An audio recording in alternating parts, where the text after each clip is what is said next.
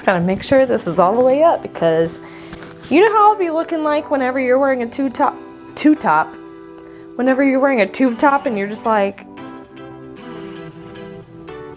is she wearing clothes? But on a for real note, can you guys believe that this is a workout top? I didn't think I would ever be able to work out in a strapless top, okay? And I preach about my motherly chest, okay? And how it needs support, but this is actually really comfortable to work out in. I really like it. But anyway, you guys didn't come here for me to talk about my outfit of the day. You guys are here because you want to know the 5 tips that will help you be successful in your fitness journey. So without further ado, let's get into it. Hey guys, what's up? It's your girl Jessica, aka Miss Fit Curls, and welcome back to my channel. Through this channel, I really want to inspire you guys to hashtag just move and live your healthiest and best life, no matter the circumstance, because I really feel like through commitment, dedication, and consistency, you can make your goal possible. My tips today are going to be realistic and they're going to be to the point. Either way, honestly, these are things that have truly helped me in my fitness journey, and I feel like will be of value for you in your fitness journey as well. So without further ado, let's just get into it. So the first tip I have for you guys today is to drink lots of water. And when I mean drink lots of water,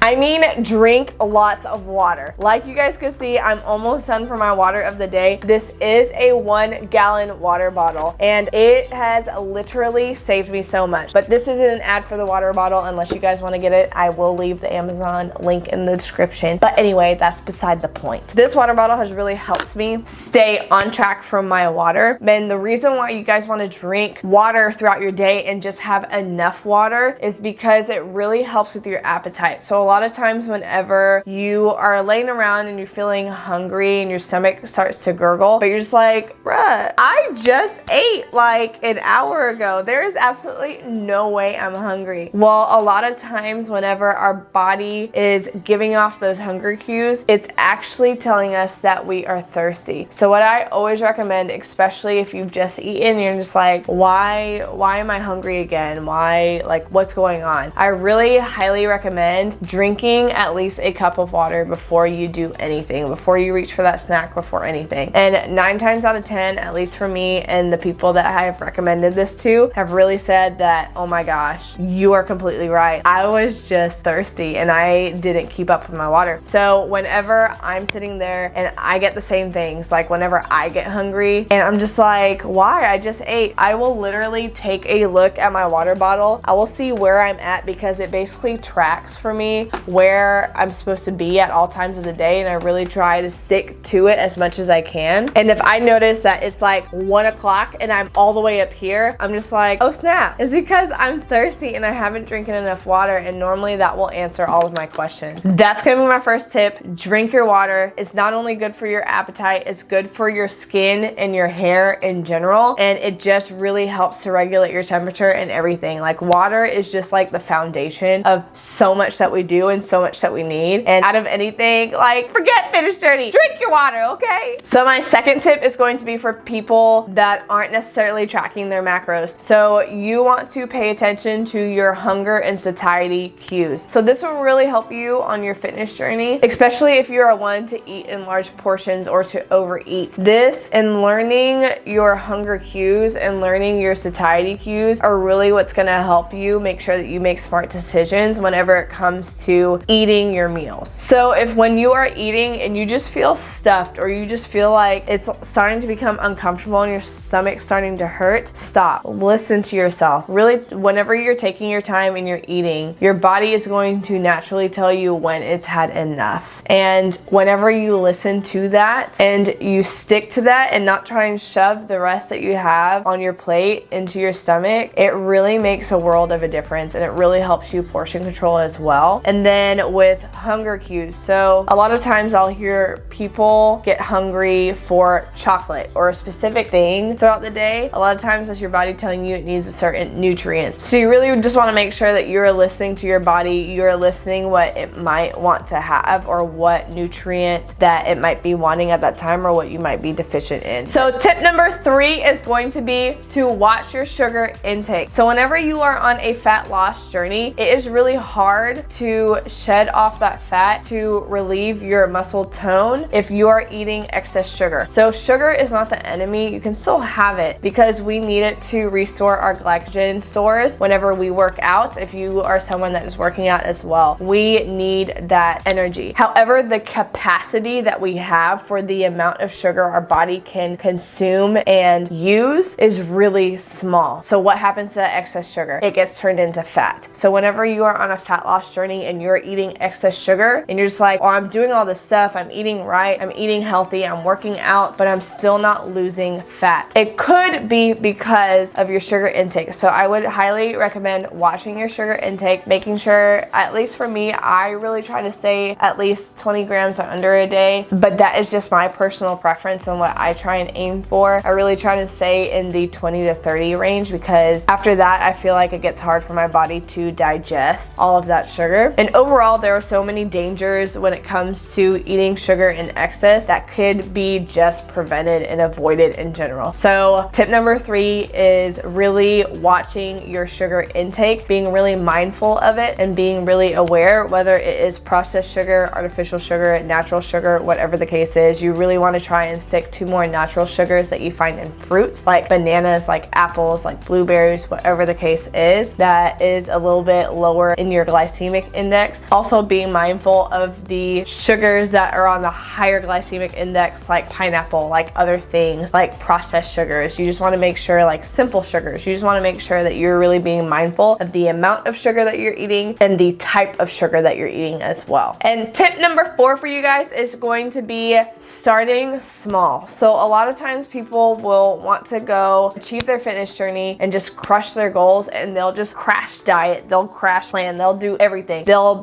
go from sitting on the couch doing absolutely nothing, eating all the junk food in the world, to now we're gonna eat chicken and broccoli and rice and beans, and we're going to start working out 6 times a week, and we're just gonna go ham. And then that's how people crash and they get burnt out. Burnout happens, and then they are right back to where they started. How you can prevent that is by starting small. So if you know that you're someone that just can't take in a whole bunch at once, that is okay. There is no rush. You want to make this a lifestyle, because whenever you are going through a fitness journey, it's not just short term, because yeah, you can get to your goal, but what happens after that you reach that goal? What do you have to keep doing? You have to keep living that lifestyle to maintain that progress that you made, to maintain the goal that you achieved. So you really have to think about it long term. So starting off small, just starting off with drinking more water, just being more active, stretching, like taking baby steps. So if you're going from like couch potato and you want to start working, your goal is to work out eventually 5 times a week, and you want to eat healthy foods in moderation while still enjoying that lifestyle of going out to eat, having some treats, having some desserts, which I really highly recommend, then starting small might be something that that might be beneficial for you. So like I said, starting small could be going from sitting on the couch. Now we're sitting on the couch and we're getting our water intake in, and we're slowly starting to increase our water intake. Once we've increased our water intake, we can start stretching. Learning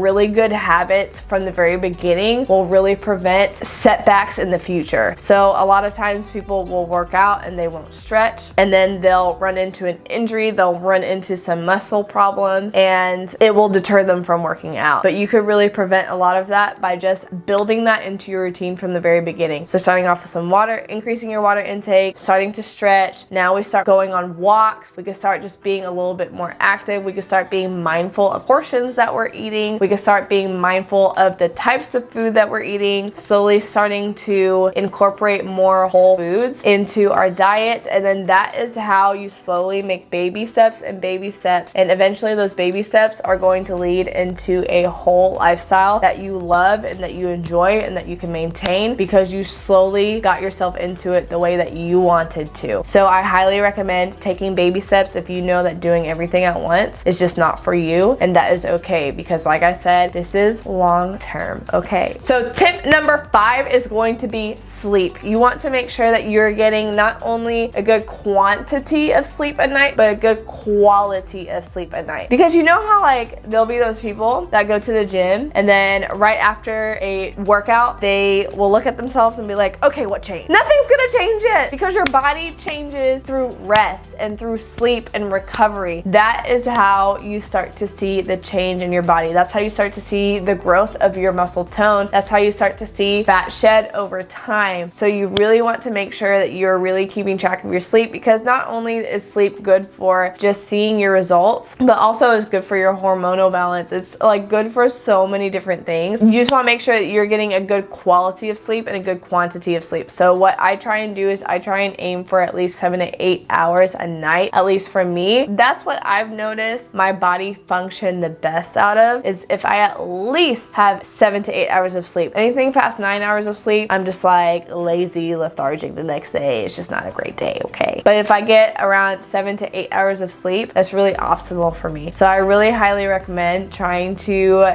get your sleep up. If you're someone that sleeps 4 hours a night, then it might be a little bit hard. It just, I couldn't function, okay? And if you want to be able to function your best, you want to be able to feel your best, you want to be able to look your best, eventually with all the commitment that you put in and all the effort you've been putting into your fitness journey, you want to make sure that you're doing everything you can that revolves around closing your eyes at night and getting a good night's sleep. Alrighty, so those are 5 juicy tips that I have for you to be successful in your fitness journey. That was quick, right? I really tried, okay? Listen, we've came a long way from our 30-minute videos, okay? Jesus. That was also a lot of editing, let me just tell you. With a full-time job and being a mom and a partner, new fiance, all that good stuff, your girl just doesn't have time like that. We just don't have time. If you like these quick, simple, and just to the point videos, make sure to give this video a thumbs up so that way I'm giving you guys the content that you guys would like to see. If you have any questions about today's video, or if you want to see more videos like these, make sure to leave a comment in the comment section down below so that way I can just continue serving you guys. But until the next video, you guys, bye.